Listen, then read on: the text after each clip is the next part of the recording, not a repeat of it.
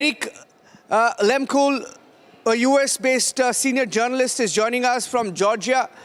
Erik, this is unprecedented for American troops to have gone inside Venezuela and captured Maduro and his wife.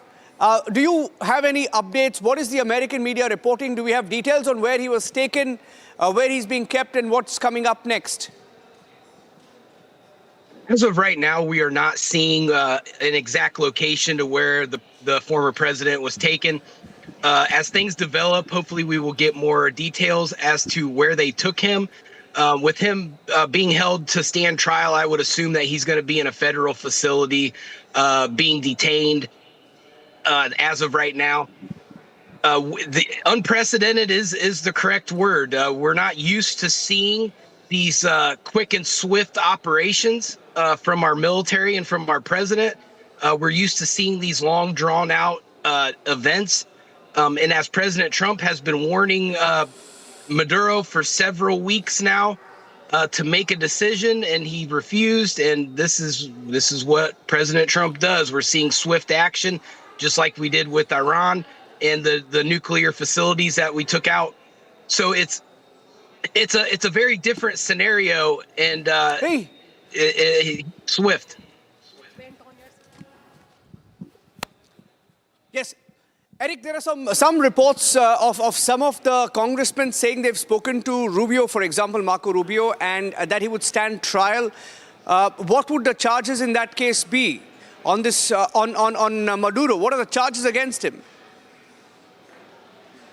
I don't know if we can really speculate on that right now. It's in a federal court. It's going to be in a federal court, so it could be a conspiracy for trafficking, narcotics. It could be a number of things. It could be, some kind of humanitarian offense. It'll be interesting to see what they do come out and charge him with. With the Department of Justice and Pam Bondi, it could be a number of many things.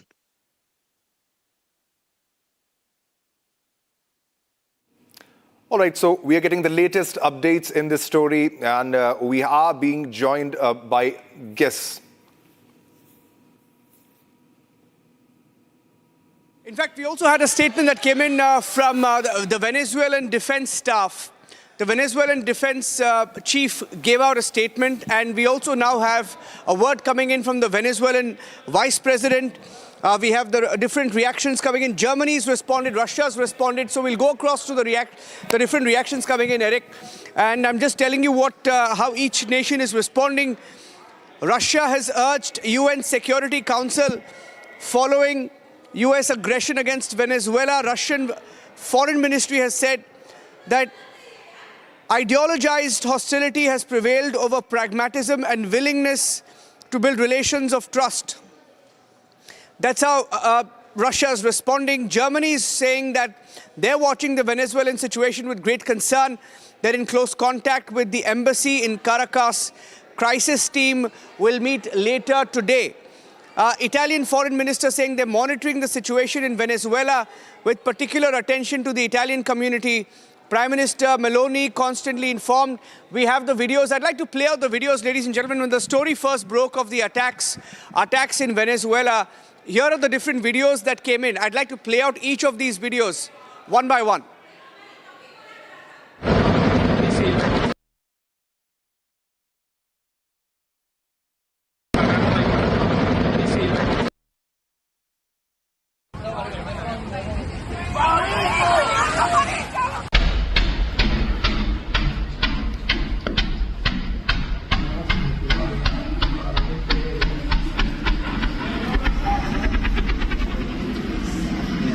Mira, pero ven acá, no se metan para acá, no saben lo que hay que hacer.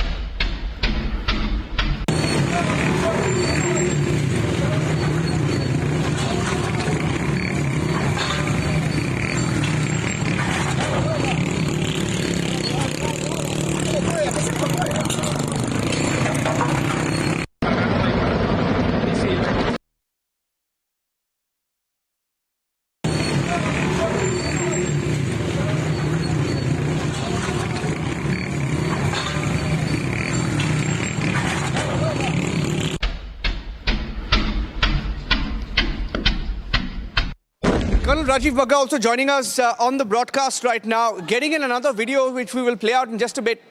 US jets continue to take off from Puerto Rico following the capture of Maduro.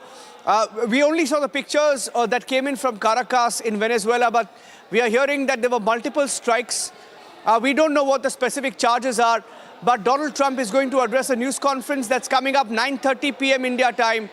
9:30 p.m. India time is when Donald Trump will be speaking at Mar-a-Lago, his estate home, on the entire operation against Maduro. We are now playing out the different videos. In fact, we have a latest video that's coming in showing US jets taking off from Puerto Rico. Colonel Rajiv Bagga, it appears like a very well-planned operation